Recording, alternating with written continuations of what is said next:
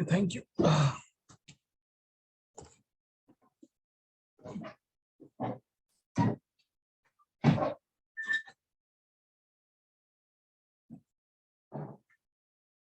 Sorry, wrong designation.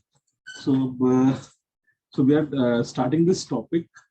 We thought that actually we were about to do physical examination, that higher mental functions, but I think we will put it in next roster. So what I thought after due discussion that why not let us take up this topic of basic approach to child psychiatry or child case of psych. आप लोग आगे आ जाओ, मैं बैठ जाओ, जगह खाली है। वो चीज छोड़ दीजिए, जो कंसल्टेंट्स आना चाहेंगे वो आ जाएंगे। एहसास कहाँ है?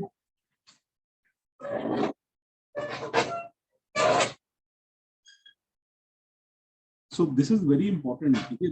Basically, it is an approach to a child case which is which is very rarely dealt in general psychiatry units like ours. So this is becomes important. And if कोई doubt है, कोई question है, तो आप पूछ सकते हैं. It's little lengthy, so I'll just screen. I'll just be very brisk. So this is an important thing कि बच्चा आया है तो वो एक छोटा adult नहीं. My point is that they have their own world. They're just not mini versions of the adults. So the principles of adult psychiatry evaluation, they do not apply to child psychiatry evaluation. And examination is pretty challenging. So, and we are now seeing a lot of child cases coming up in our OPD. So you can see on daily basis, or at least where when we do OPD, we see 3 to 4 child cases every day at every OPD. So then this becomes a little challenging. So consultation, this is little funny. Consultation and request comes from everyone except the child. So child wouldn't want, very rarely child will say कि मुझे doctor के पास ले चलो या मुझे doctor uncle के पास ले चलो या आंटी के पास ले चलो. It will come from parents, teachers, pediatricians or courts, or court of law. And importantly, no child can be assessed in isolation. Okay, and this is very, very important. How much in OPD, how much a child evaluation, how much time do you take evaluating a child case?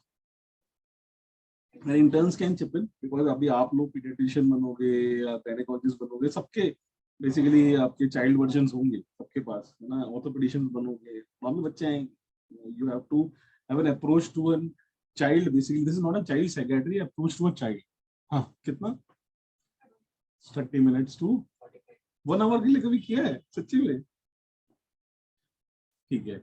So it has to be, information has to be taken very rarely via teachers. Teachers हम लेते नहीं हैं, teachers से लेना चाहिए. Our setup doesn't promote it because the parents want to keep the consultation confidential, तो parent teacher से बात नहीं हो पाएगी. या कभी-कभी teachers से school भेजते हैं, then they will be very, very cooperative. Then parents living apart from the child, their practitioners, pediatricians will give you very, very unique informations, but how busy they are, whether we'll be able to get through them, we don't know. And for inpatients, children admitted, we had just a child below 18 adolescents was admitted, right, with the autism and behavioral issues. So what is the, I wish Srinivasan bhi hote yahan par, wo bhi nahi hai, एहसास भी नहीं है, faculties भी नहीं है, ठीक है. सो ये था कि ये इम्पोर्टेंट है कि ये सारे के सारे लोग से हम इंफॉर्मेशन लें, नॉट कि मेरी इंफॉर्मेशन क्या है. सो information should be collected from each and every source possible in case of children. Parental permission should also be obtained. ऐसा नहीं है कि हम parental permission के बिना टीचर से बात करें. तो हम अगर कोई पहले इन्फॉर्मेशन ले जाते हैं, पेरेंट्स का कंसेंट लेना बहुत जरूरी है. और कई सर्कमस्टेंसेस में चाइल्ड का एसेंट, तो हम लोग पेरेंट्स का कंसेंट बोलते हैं, बिलो 18 में एसेंट बोलते हैं. Then it is never a consent, it's an assent. So presenting problems should be discussed in considered in a developmental context. It is very important. Like depression adolescents में कैसा होगा? You know, child who's coming with 15, 16, 17 years with depression, more or less it will mimic an adult depression, endogenous depression होता है. Whereas जो बच्चा है childhood में है, you know, 6, 7, 8 years child might get silent or might get very irritable in depression. अगर preschool child है और छोटा बच्चा है, उसका डिप्रेशन कैसे होगा? उसे एनेक्लेक्टिक डिप्रेशन कहते हैं. चाइल्ड विल गो इनटू है ना, वेट लॉस होना शुरू हो जाएगा, डेवलपमेंटल रिग्रेशन शुरू हो जाएगा, एंड उसे साइकोलॉजिकल मैरासमस भी कहते हैं। सो हर एज के हिसाब से आपको एक डेवलपमेंटल कंटेक्स्ट में उसकी प्रेजेंटेशन को देखना है।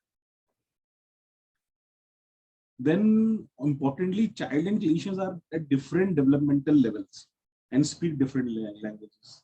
So बच्चे को my whole point is कि whether we have to also regress ourselves and have a verbal discourse at the child level, मतलब उसके developmental level पे करना है, maybe yes, in order to establish therapeutic alliance. Is it difficult? कैसे?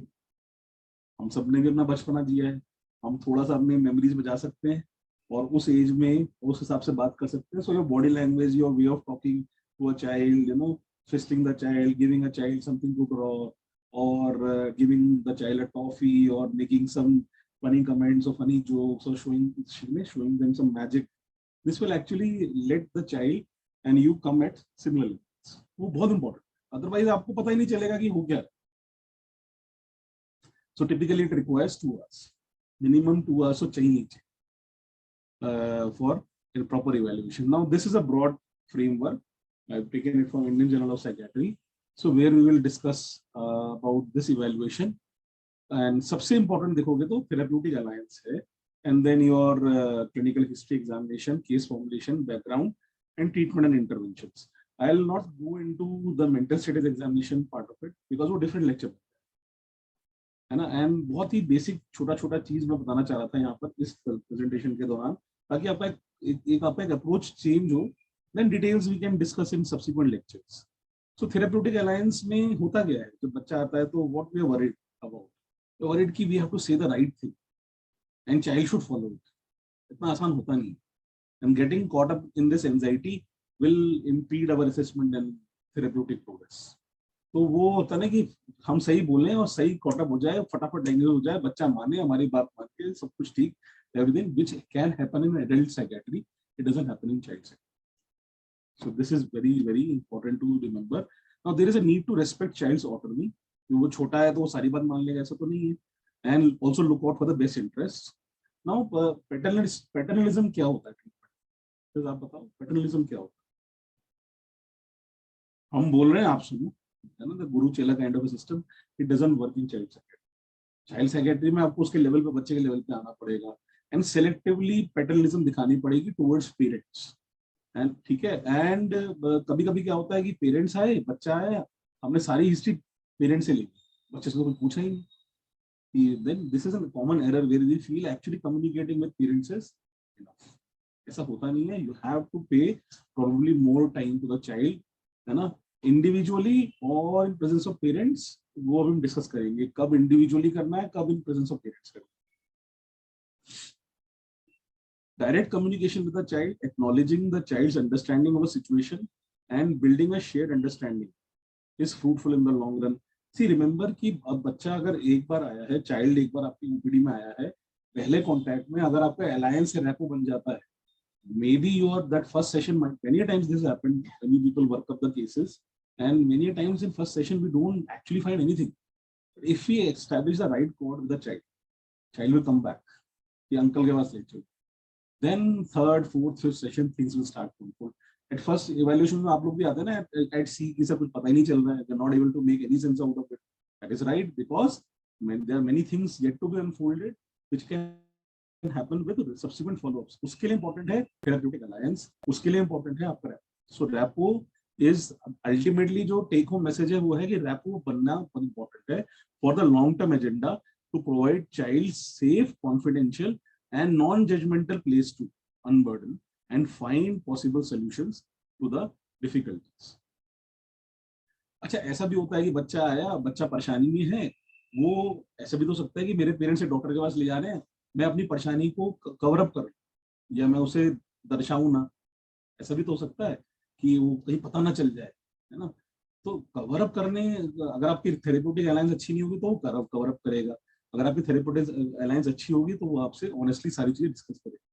तो यहाँ पर with experience you will find this, है ना. सो कंप्लायंस भी आपकी एडवाइस को कंप्लायंट भी तभी करेगा आई रिमेम्बर आप लोगों ने एक केस वर्कअप किया था अभी last week only. Child was having school refusal and he was referred to us by the psychologist. Ultimately we didn't find anything, nothing pathognomic और कुछ भी psychopathology में abnormal तो मिला नहीं. Then we tried to establish a good rapport. School जाना है, क्या बनना है ना, फ्यूचर में क्या करोगे, and all this. And he got happy. He came yesterday in the OPD. He said, "Uncle, मैं स्कूल जाऊँगा." He was very happy. So let us know. So there was a motivation or some kind of an alliance was built up. So child has thought, अच्छा let me go to school and see. So we will then follow it up कि अब आगे क्या होगा. अच्छा, ये important है कि कॉन्फिडेंशियलिटी आपको बच्चे के साथ भी रखनी है. इसका मतलब ये नहीं है कि बच्चे ने आपसे सारी चीज शेयर करी, आप पेरेंट्स से शेयर करें. अब इंपॉर्टेंट है क्यों, किन कंटेक्स्ट में ये रूल ब्रेक हो जाता है. तो when child has harm to self, harm to others, experience of trauma and abuse, this is very important. तो अब्यूज में आपको शायद बच्चे को कम्युनिकेट करना पड़ेगा, नहीं करना पड़ेगा, बट पेरेंट्स को इन्फॉर्म करना पड़ेगा. ठीक है, directly indirectly. What you can tell parent is, I tell to parents कि देखिए ये आपकी मेरे बीच की बात है. अगर आपने अपने बेटे को बता दी कि हमारे बीच ये वाली बात हुई है, तो उसका मेरा थेरेप्यूटिक बॉन्ड टूटेगा, वो मेरे पास दोबारा आए. बट ये वाली इंफॉर्मेशन मुझे आपको देनी जरूर. दिस अप्लाइज टू जो बहुत छोटे बच्चे तो बताते नहीं अब्यूज के बारे में. आपके जो बड़े बच्चे होते हैं, एडोलसेंस में होते हैं, वो बताते. नाउ ये इंपॉर्टेंट है, चाइल्ड फ्रेंडली स्पेस होना चाहिए थेरेप्यूटिक अलायंस में. Do we have a child friendly space? Child friendly space के लिए क्या क्या जरूरी है? I would say we have a child scary space. तो बच्चा आ गया तो डर के मारे नहीं आएगा. You feel little anxiety when you go to psychiatry OPD, so much of rush. तो बच्चे के लिए कितना फ्राइटनिंग एक्सपीरियंस होता होगा. So we will put this into an account. What we can do is we can make an proposal to make it a child friendly space, है ना. We will do this.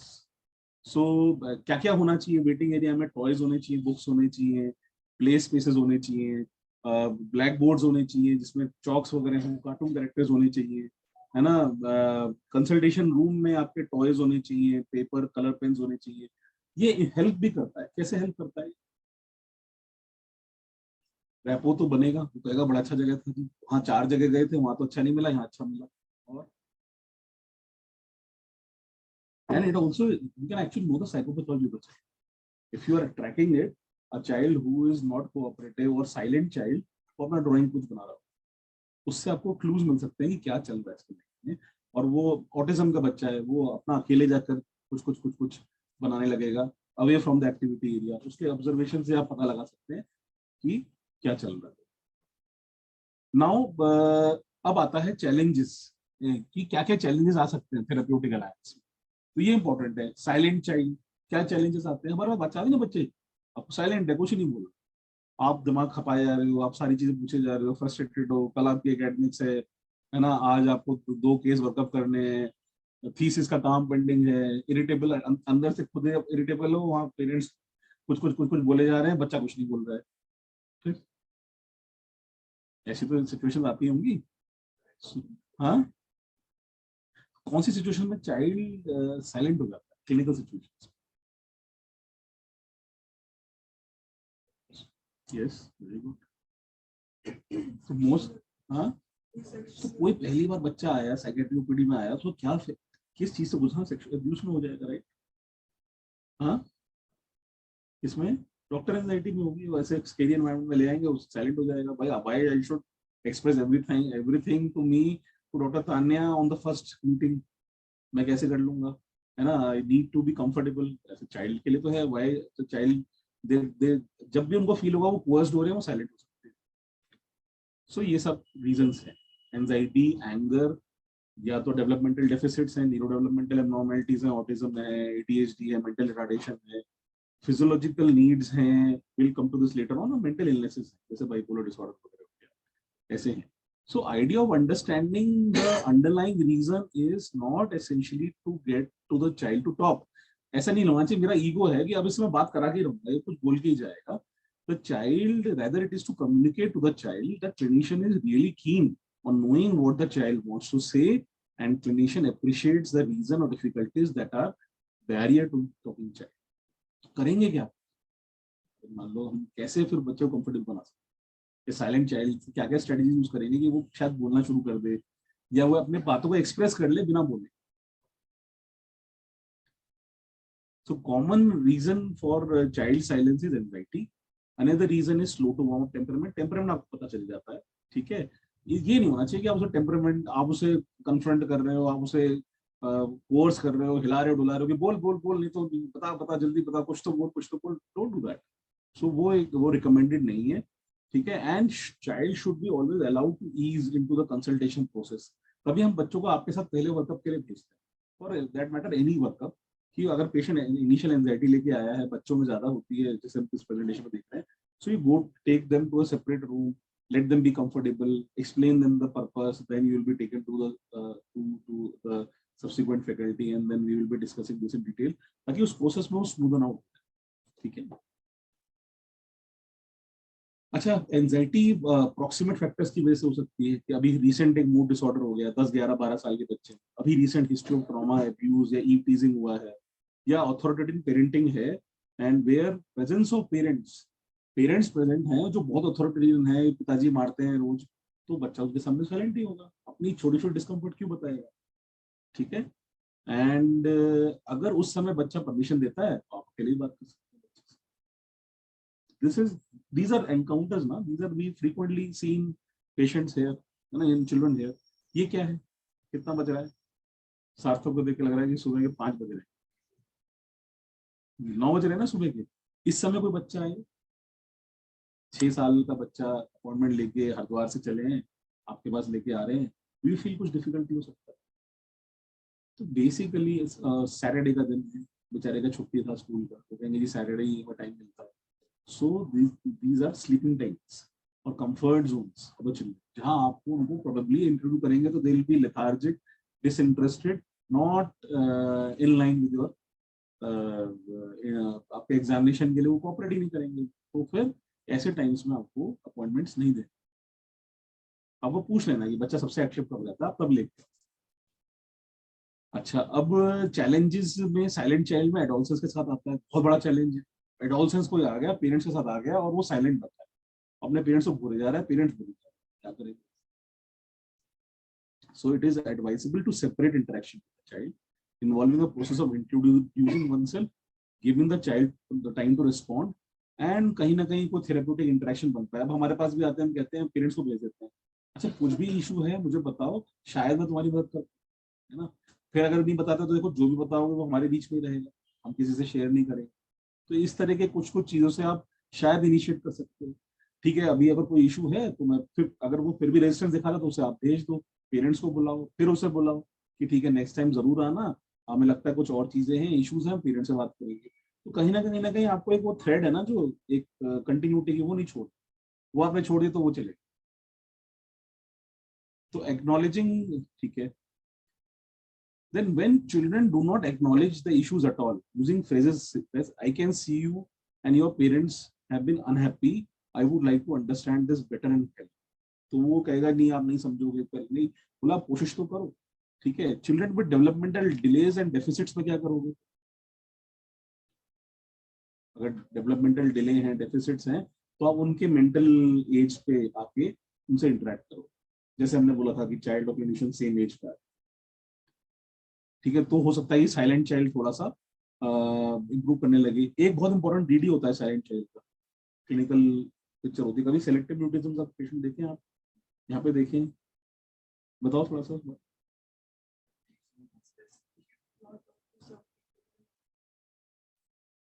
And generally it is very comorbid social anxiety guilt.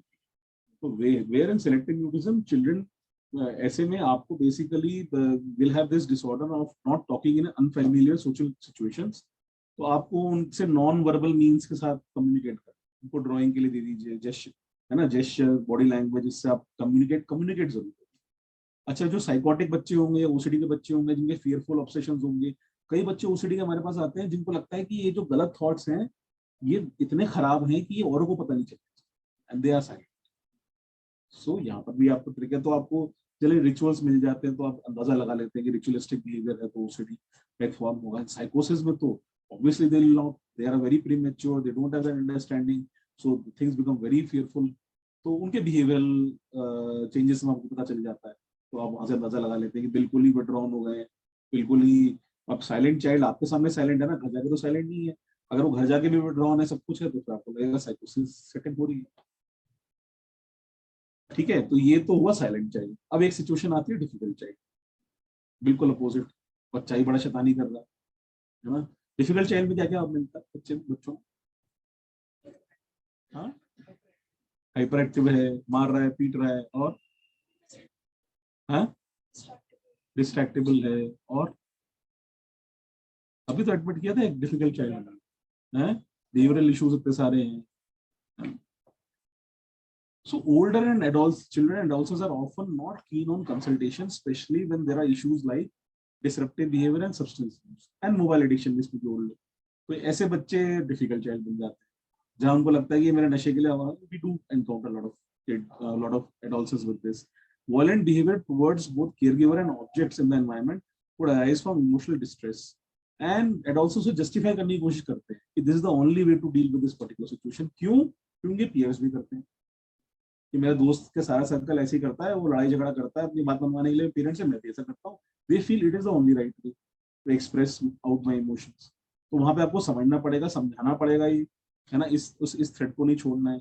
The efficacy of intervention is influenced by clinicians' ability to influence a common ground with the adolescent and child. अब ऐसा difficult कोई बच्चा आगे एडोल्सेंस आगे बैठ गया है, तो कहीं ना कहीं आपको कॉमन ग्राउंड ढूंढना पड़ता है। अब वो एक्सपीरियंस से पता चलेगा कैसे कॉमन ग्राउंड ढूंढना है, कि हम बात क्या करें, हम शुरू क्या करें। हम नशे की बात अगर वो ओपन करता है तो कैसे ना कैसे करके हम एक एक मिडिल पार्ट ढूंढे जिससे वो भी कंफर्टेबल हो, पेरेंट्स भी कंफर्टेबल हो, आप भी कंफर्टेबल।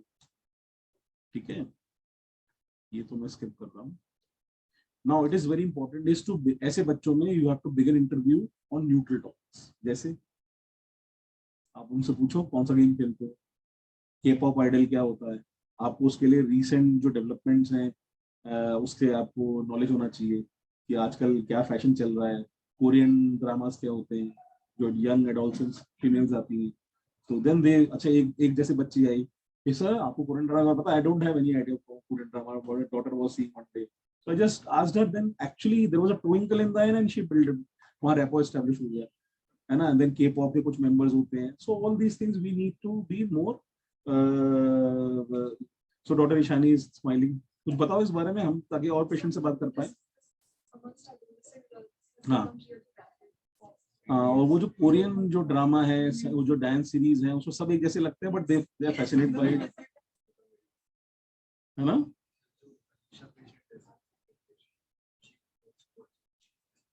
हाँ, तो उनके साथ बैठ के देखना है कि क्या है क्या है, कि क्या देख रही है, उसका मतलब क्या होता है, वहीं से तुम्हारी रेपो एस्टेब्लिश हो जाएगी ना। ठीक है, देन फिर एंगेजमेंट हो जाती है ऐसे में। And it is also important कि आप बहुत ओवर्टली ड्रामा ना करें, कि नहीं आपको कुछ पता है नहीं, आप चाहते सब कुछ जानना, so you have to maintain that balance also. ठीक है, अब इम्पोर्टेंट है कि पेरेंट्स एक डिफरेंट एजेंडा से आ सकते हैं आपके पास। बच्चे के लिए कुछ और इशू है, पेरेंट्स के लिए और इशू है। ठीक है, पेरेंट्स चाहते हैं कि ये जी स्कूल नहीं जा रहा, बच्चे के लिए और भी कुछ बहुत सारे अंडरलाइंग हो सकता है, रिलेशनशिप इशू आ रहा हो, बट पेरेंट्स आर कंसर्न की पढ़ाई नहीं कर रहा है, बट बच्चे के लिए और बहुत सारे रीजन हो, ये आपको डिस्पैरिटी देखनी पड़ेगी थेरेप्यूटिक अलायंस में। तो पेरेंट्स हमारे पास लेके आते हैं कि जी एक काम करिए, दिमाग घुमा कुछ कर दीजिए, 2 सेशन ले लीजिए, ये ठीक हो जाए। You can't go with their expectation. ऐसा होता है, ये जनरल लोगों को लगता है ना, साइकियाट्रिस्ट या साइकोलॉजिस्ट पे ले गए, 2 सेशन करा दिए, सब प्रॉब्लम। तो basically you have to tell them कि भाई बायो साइको सोशल अप्रोच होती है, बहुत बड़ी अप्रोच होती है, फिर बहुत सारे फैसेट्स हैं, एस्पेक्ट्स हैं। ऐसा नहीं है कि आप एक ही मॉडल पे ही मतलब एक ही आप इस बात को लेके आए और आपको हमको जादू की छड़ी है हमारे पास, हम घुमा देंगे सब ठीक हो जाएगा। So telling them that there are no quick fixes and that advice from the clinician might not be effective unless you actually address the underlying issues। कल एक डिसोसिएशन की पेशेंट आई थी, सार्थक क्या था, हाँ क्या था कॉन्फ्लिक्ट, क्या था, she was continuously dissociating. Conflict क्या, पेरेंट्स का एटीट्यूड कैसा था, they didn't want to address it. So वो आपको समझाना पड़ेगा, अगर आप ये नहीं करेंगे तो आपको अल्टीमेटली लीवे नहीं मिले। So gathering information from both parents and child, that is this is important, but parents account is what they see the child do, but वो सिर्फ जो देखते हैं वो बताते हैं, वो अंडरलाइंग इमोशन या कॉग्निशन में कई बार पेरेंट्स जाते नहीं। तो आपको ये देखना पड़ेगा कि वो जो बिहेवियर है वो आइसोलेशन में नहीं है। एक एग्जांपल मैं देता हूँ कि कैसे अंडरस्टैंड करते हैं child behaviour. A 12-year-old boy was brought by his parents with complaints of hitting his siblings over small quarrels about sharing toys and food. This is behavior over the last 6 months. On speaking with the family and child separately, it was learned that school classmates have been making fun of the child because he was overweight. So context was school, and the experience was bullying. So they would stop only if he shouted or threatened to hit them. So the boy felt that aggression was the only way to get things done. That was his inner voice, and he felt angry most of the time. So that was the emotional response. So whenever the sisters fought with him with the toys or food, he would get angry and hit them. तो problem तो उसका गुस्सा था, पर underline bullying था जिसके अगर हम पीछे जाए, तो अगर हम बुलिंग के उस एक्सपीरियंस को एड्रेस करें तो बच्चे का गुस्सा भी ठीक हो जाए, और इस जो पैरेलल उसने ड्रॉ किया है उसे एड्रेस करें तो बच्चा ठीक हो जाए. So that is how there is a disparity. जो दिखता है वो होता नहीं है. So that is why I always ask कि गो बिहाइंड द सीन्स. जो अपरेंट है that might not be very very important.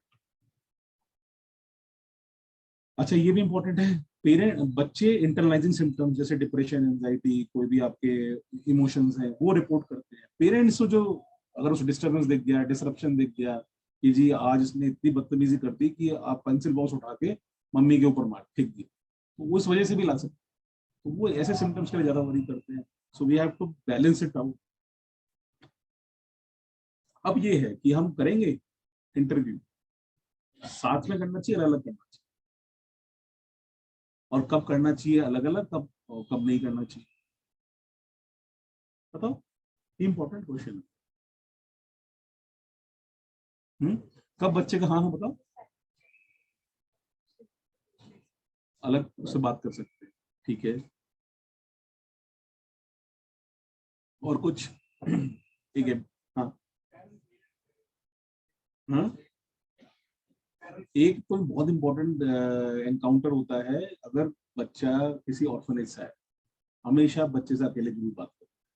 आपको गार्जियन नहीं छोड़ेंगे उसके, क्योंकि जो भी इंटरनल जो उनके इश्यूज होंगे, जो भी उनकी डीलिंग के इश्यूज होंगे, दे अगर वो मिसक्रिएंट है तो वो नहीं, तो वो छोड़ेंगे ही नहीं.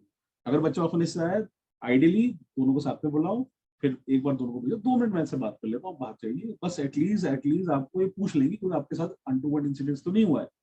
इससे फिर दूसरा सिचुएशन भी बन जाता है. अगर आपको अब्यूज लगा, टेंटेटिव अब्यूज लगा, टेंटेटिव अब्यूज कैसे पता चलता है? टेंटेटिव अब्यूज को हम कैसे एंटिसिपेट कर सकते हैं? क्या क्लिनिकल इंडिकेटर्स होते हैं कि हम टेंटेटिव अब्यूज कर सकते हैं, अब्यूज हो गया? हाँ हाँ, चाइल्ड मतलब अनएक्सपेक्टेड कोई बिहेवियरल चेंज आ गया बच्चे में, है ना, and which is related to any specific social events in the family. तो वहाँ पे अब्यूज होने का चांस बहुत होता है कि पेरेंट्स डिस्ट्रैक्ट हो जाते हैं. एक तो ये रीजन बनता है. दूसरा है सेकेंडरी एन्यूरेसिस एंड एंकोपेसिस. अचानक से बच्चा इनकॉन्टिनेंट हो गया, तो ये आपको ध्यान देना पड़ेगा. अचानक से बच्चे में कोई डिसरप्टिव सिम्टम आ गए, then whole lot of things, but these are few things which will give you some clue.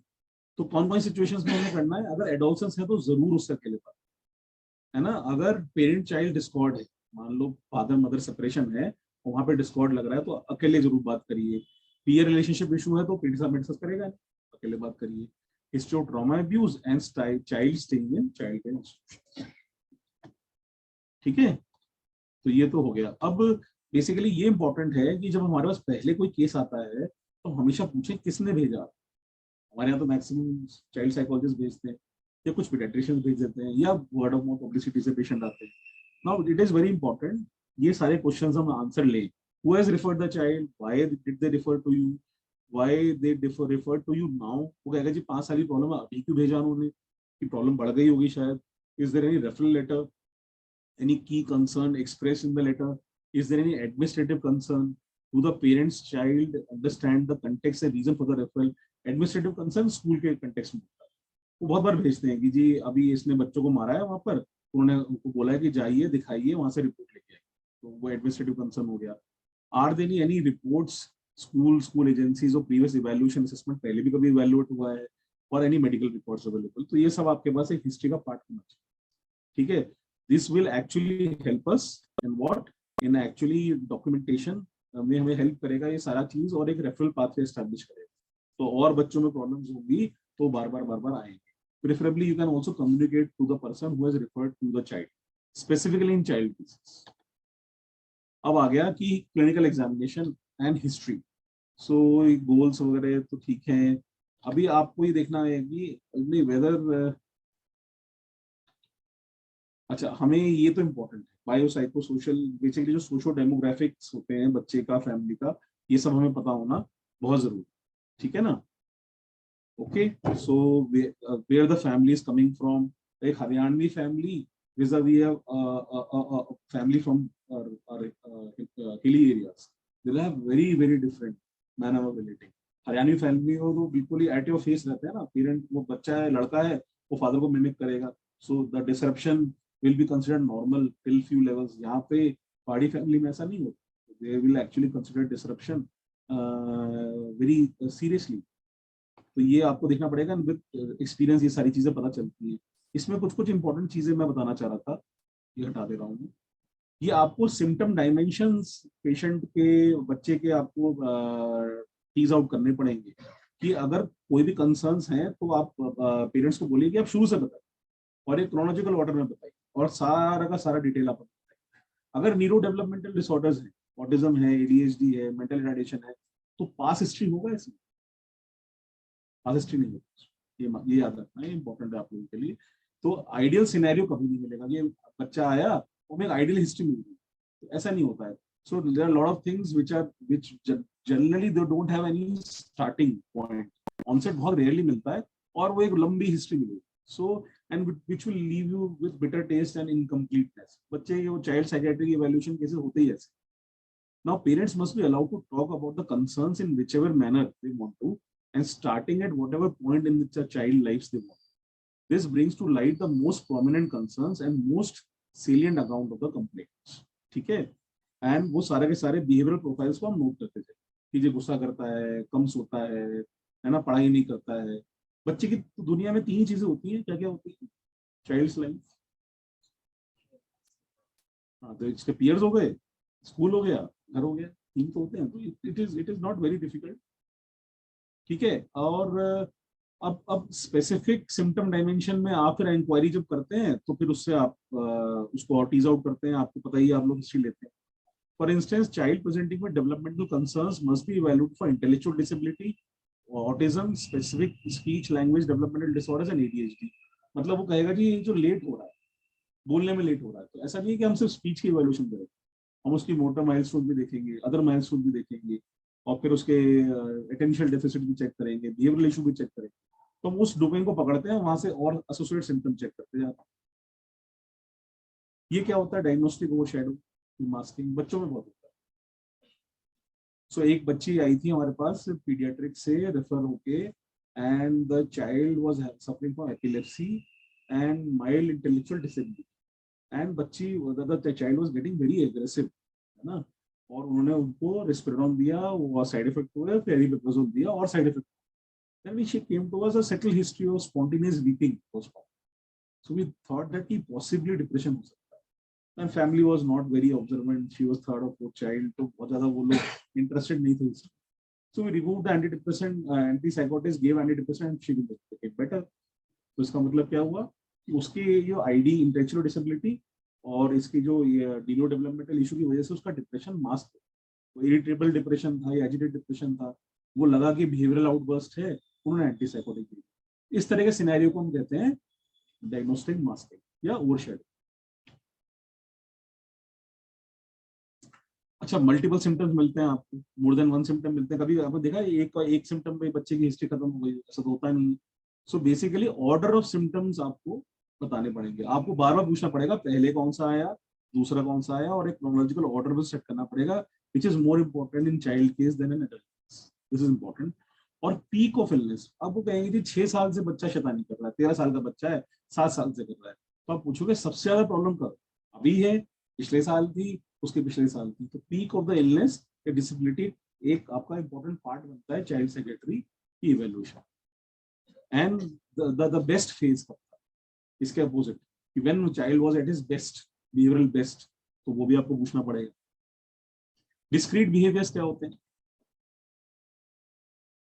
एक डिसोसिएटिव स्पेल हो गया, एक सीजर आ गया, इसे डिस्क्रीट कहते हैं। वो कहेंगे जी 13 साल का बच्चा है, 6 साल से शैतान मारता है पीटता है सबको, तो वो कहेंगे जी एक दौरा आया था या एक बच्चा एक बार बेहोश हुआ था, दीज आर डिस्क्रीट बिहेवियर्स, जिसको आपको तुरंत पकड़ लेना है और उसके आगे पीछे का सारा इवेल्यूट करना है, फ्रीक्वेंसी, ऑनसेट, है ना, प्रीडिस्पोज, ये प्रीसीडिंग इवेंट्स, है ना, ameliorating factors, events after that discrete event, तो ये सारे के सारे आपको पकड़ने पड़ेंगे। ये भी चाइल्ड सेक्रेटरी के इवैल्यूएशन का पार्ट है। एनवायरमेंटल फैक्टर्स इंपॉर्टेंट है ना? क्यों इंपॉर्टेंट है? क्योंकि कोई भी बच्चे का बिहेवियरल चेंज उसका एनवायरमेंटल चेंज से रिलेट होता है। जैसे चेंज इन स्कूल कितना कॉमन है, हम पूछते हैं नहीं कि स्कूल तो नहीं चेंज हुआ, या फेल तो नहीं हो गया, या टीचर तो नहीं चेंज हो गया। टीचर चेंज होने से बहुत बच्चों में फर्क आ जाता है। आई स्टिल रिमेंबर, है ना, one of the child came कि मैथमेटिक्स की टीचर चेंज हो गई थी मिड सीजन में, and then she was different temperament, child couldn't adapt to it. And जो लोग शिफ्टिंग जॉब्स में रहते हैं, उनके फ्रीक्वेंट स्कूल चेंज होते हैं, प्लेस चेंज होते हैं, पीयर ग्रुप चेंज हो जाते हैं, तो ये छोटी छोटी चीजें बच्चों में बिहेवियरल प्रॉब्लम्स ला सकती हैं। ठीक है, तो ये एनवायरमेंटल फैक्टर्स हो गए। Then grief and bereavement can be very challenging, क्योंकि उनके एक्सप्रेशंस उनके डेवलपमेंट के हिसाब से बड़े अनप्रेडिक्टेबल होते हैं। It can actually no completely silence and indifference से एक्सट्रीम एजुटेशन तक भी जा सकता है, और हम उसे मिसडायग्नोज करके साइकोसिस बना देते हैं। इतने एजुटेशन है बट वो है बेरीलमेंट का एक एक्सप्रेशन, हम उन्हें साइकोस बना के एंटी साइकोटिक दे देते हैं। तो वहां पर आपको देखना पड़ेगा कि developmental disorders and children with developmental disorders, autism, I am attached to one of the NGOs with autism, वो जब भी उनका वो जो वेकेशन से घर उनके एनजीओ में आते हैं, everyone comes out with sleep issues, with behavioral issues, so they are very very sensitive to environment change. अच्छा, डेवलपमेंटल डिसऑर्डर्स में एक बहुत इंपॉर्टेंट चीज है अंडर स्टिमुलेशन, कि बच्चा ऑटिज्म का है तो कितना भी पेरेंट्स आगे ईगरनेस दिखाते हैं, बट आप देखोगे घर में जाकर तो पेरेंट्स अपना बिजी हैं, बाकी बच्चे अपना बिजी हैं, वो ऑटिज्म का बच्चा अपना अकेले खेल रहा है। तो अंडर स्टिमुलेशन को भी आपको इवैल्यूएट करना पड़ेगा इन योर एनवायरमेंटल फैक्टर्स। तो आप बता सकते हैं कि अंडर स्टिमुलेशन है जी, इसको दिक्कत। फंक्शनल कॉन्सिक्वेंसेज ऑफ सिम्टम्स, ये क्या होते हैं? तो मैंने बोला कि सिम्टम आया, डिस्क्रीट बिहेवियर आया, है ना, अब आपके ये एनवायरमेंटल फैक्टर्स आए। अब कॉन्सिक्वेंसेस क्या है कि ये जो भी बच्चे का बिहेवियर है उसके वजह से उसके जो फंक्शनल डोमेन्स हैं घर में, स्कूल में, पीयर में, उसका क्या कॉन्सिक्वेंस है। पेरेंट्स तो कॉन्सिक्वेंस से वरी होकर जल्दी आते हैं हमारे पास।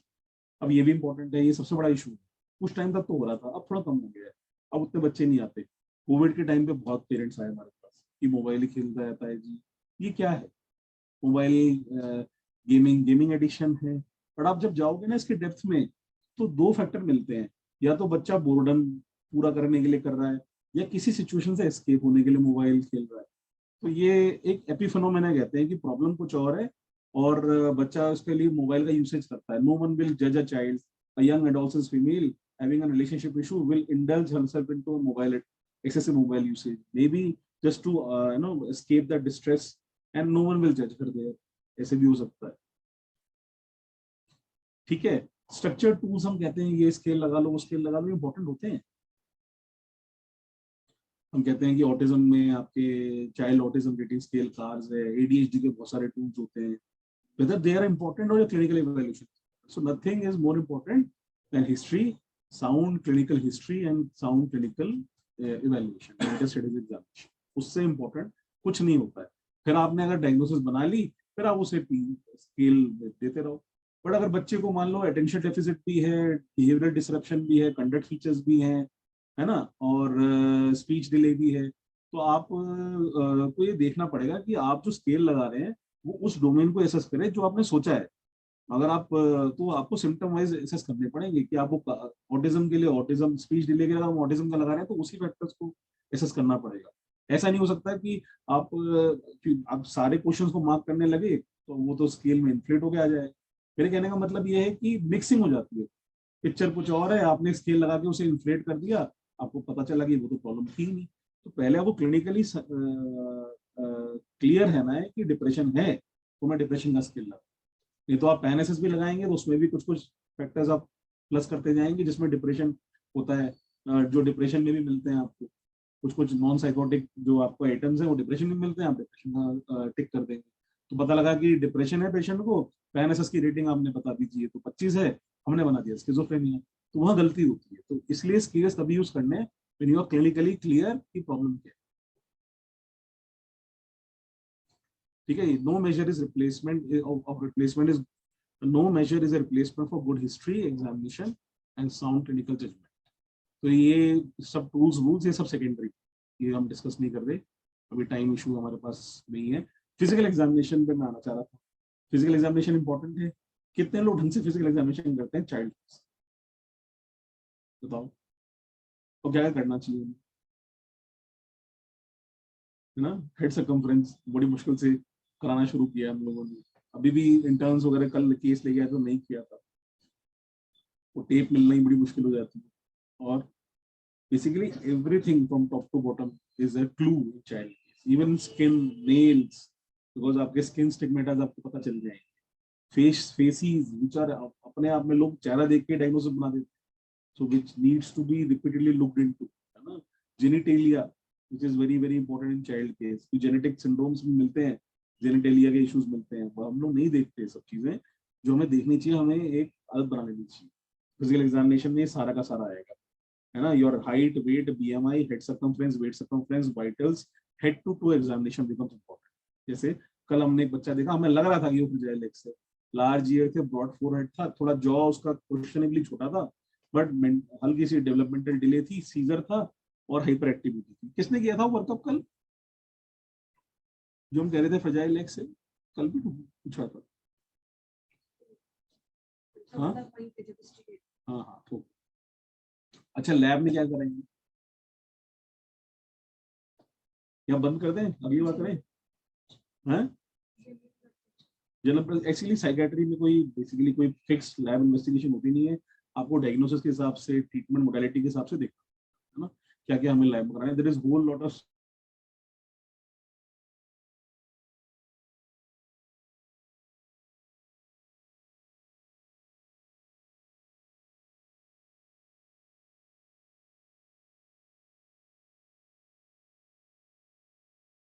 बाइपोलर डिसऑर्डर्स या इमोशनल डिसरेगुलेशन डिसऑर्डर्स में आपको मिल जाएगी, वैसे नहीं मिलेगी।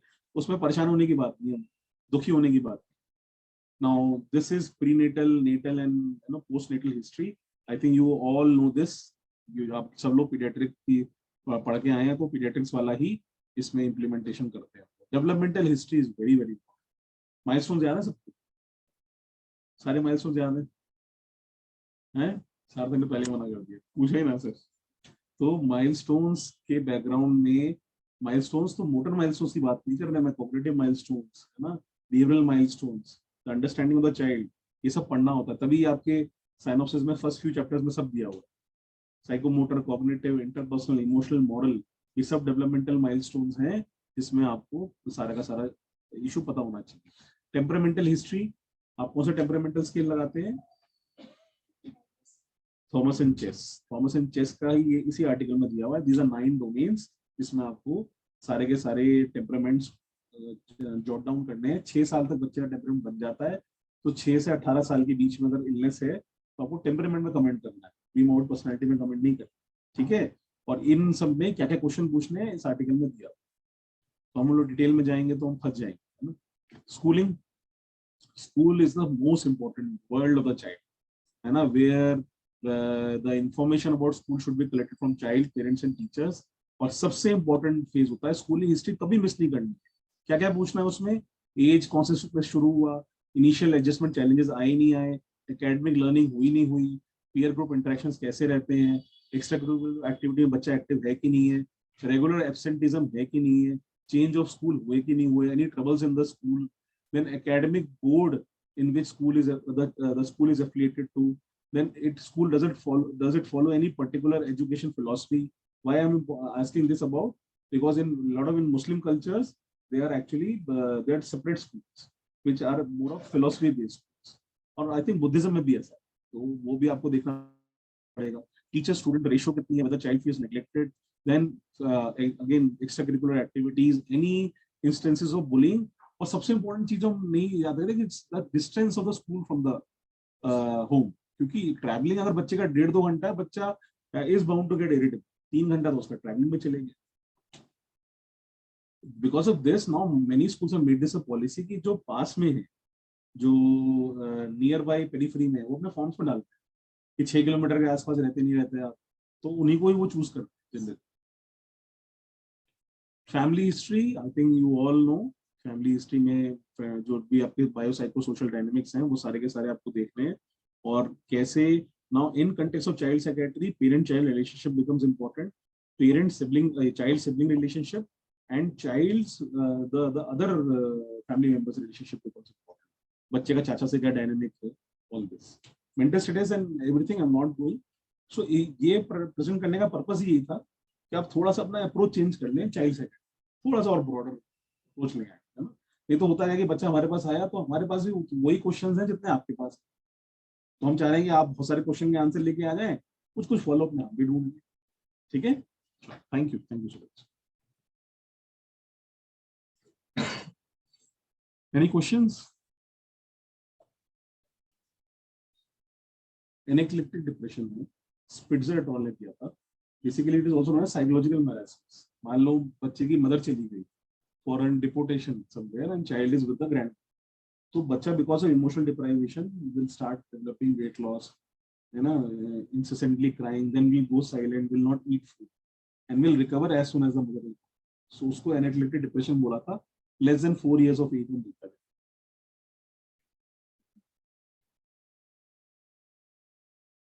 हम्म,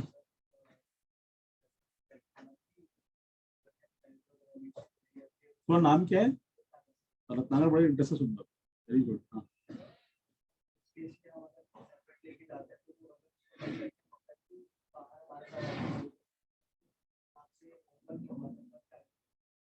नहीं अगर एब्यूज देखो, पहले वही है कि थोड़ा सा केयरफुल तो रहना पड़ेगा कि मान लो फीमेल एक चाइल्ड है ना, और अगर उसका एब्यूज हुआ है, सो पहले आपने पेरेंट्स के साथ उसको इंटरव्यू किया और आपको कभी कहीं ना कहीं ऐसा हिंटर लगाया, अचानक से कुछ लगा, और बच्चा नहीं बताना चाहता पेरेंट्स को, is fearful of expressing, maybe it is her ताऊ जी और चाचा जी, तो whom she feels कि telling this to parents might be little problematic, so you can actually ask the evaluation to be done by your fellow female colleagues, तो वहाँ वो फिर सेम जेंडर की वजह से कंफर्टेबल प्रोसेस हो जाए। So we take help of our psychologist है, रेजिडेंट्स है, हम लोगों को बोलते हैं कि आप एक बार अलग से जाके पूछो, तो वो हमारी प्रेजेंस में अकेले तो डिस्ट्रेस बहुत हो जाता है अपोजिट जेंडर के लिए, तो वो अच्छा यू आर राइट, तुम्हारी प्रेजेंस में भी कंफर्टेबल नहीं है, शायद और परेशान है, तो वहाँ पे आपको जज करना पड़ेगा सारी चीजें। हाँ, कोई क्वेश्चंस? हाँ,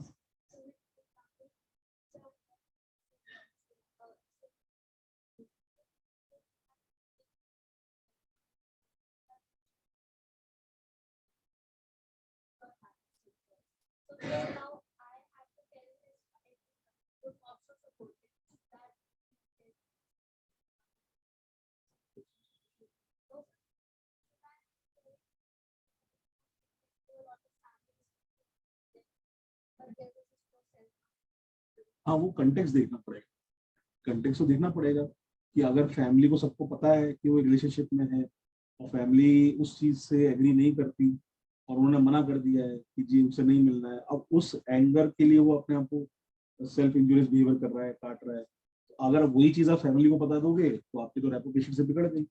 सो you need to drag this for few sessions. अगर उसकी कोई सुसाइडल इंटेंट आ रही है जो एक सीवियर लेवल पे है, जो एक लिथैलिटी बहुत ज्यादा है, भाई या तो वो एक हल्के से हेजिटेशन कट्स कर रहा है, बात ठीक है, आप उसको निगलेक्ट कर सकते हैं। अगर वहाँ पे इंटेंट बहुत ज्यादा सीवियर है, लिथैलिटी ज्यादा है, सुसाइडल रिस्क बहुत हाई है, फिर तो आपको पेशेंट की सेफ्टी के लिए बताना पड़ेगा, फिर तो आपको फिर कॉन्फिडेंशियलिटी आप नहीं रख पाएंगे।